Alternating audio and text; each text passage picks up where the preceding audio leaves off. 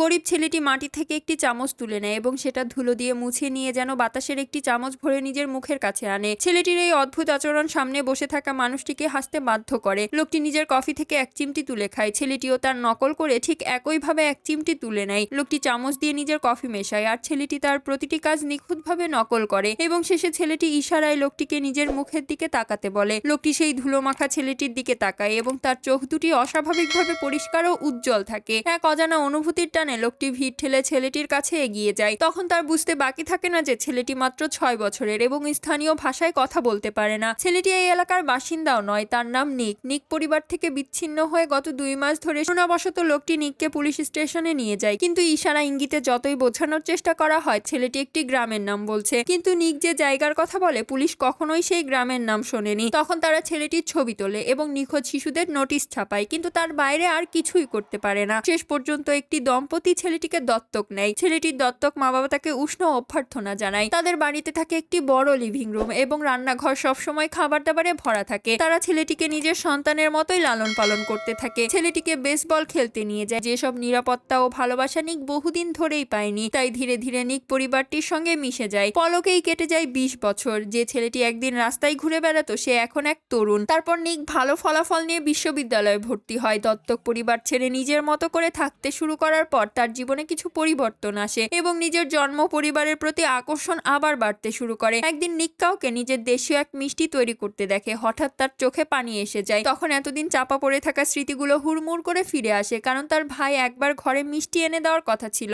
এবং সমৃদ্ধ জীবন কাটাচ্ছে। কিন্তু নিক জানতে পারে না যে তার পরিবার এখন কোথায়। নিক তখন গোপনে নিজের জন্মস্থান খুঁজতে শুরু করে। 20 বছর আগে যে ট্রেনে করে নিক ঘুমিয়ে ঘুমিয়ে দূরে চলে আসে, সেই সময়কার ট্রেনের গতি নিয়ে গবেষণা করে। যাত্রাপথে নিক কতটা দূরত্ব অতিক্রম করেছে তার একটি মোটামুটি হিসাবও বের করে। অবশেষে নিক বোঝার চেষ্টা করে তার আসল বাড়িটি কোথায় হতে পারে। নিক হিসাব করে বুঝতে পারে তার জন্মস্থান প্রায় 16,000 কিলোমিটার দূরে থাকে। তারপর যে স্টেশনটিতে নিককে নামানো হয় সেটাকে কেন্দ্র ধরে সে একটি বৃত্তাকার মানচিত্র তৈরি করে। 1 বছরেরও বেশি সময় ধরে নিক সেই বৃত্তের ভেতরের পুরো এলাকা তন্ন তন্ন করে খুঁজতে থাকে, কিন্তু কোনো সূত্রই পায় না। নিজের পরিবারকে খুঁজে পাওয়ার ইচ্ছা তার মধ্যে এক ধরনের জুনুন তৈরি করে, যেটা নিক থামাতেই পারে না। এমনকি নিক নিজের দত্তক মা বাবার মুখোমুখি হতেও ভয় পায়, যেন তাদের বিশ্বাস ভেঙে দিচ্ছে। একদিন তার দত্তক বাবা নিককে খুঁজে পায়। বাবা তখন নিককে জানায় তার দত্তক মা দীর্ঘদিন ধরে তার কোনো খবর না পাওয়ায় শারীরিক ও মানসিকভাবে ভেঙে পড়েছে। বাড়ি ফিরে যখন নিক তার মায়ের মুখ দেখে তখন গভীর অপরাধবোধ আর দুঃখ নিককে আচ্ছন্ন করে। নিক ভাবতে থাকে নিজের জন্ম পরিবারকে খোঁজা কি দত্তক পরিবারের প্রতি বিশ্বাসঘাতকতা। নিক সবসময় বিশ্বাস করে যে তার দত্তক মা তাকে দত্তক নিয়েছে কারণ সে নিজের সন্তান জন্ম দিতে পারেনি বলে। পরের ভিডিওটি দেখার জন্য প্লিজ সাবস্ক্রাইব।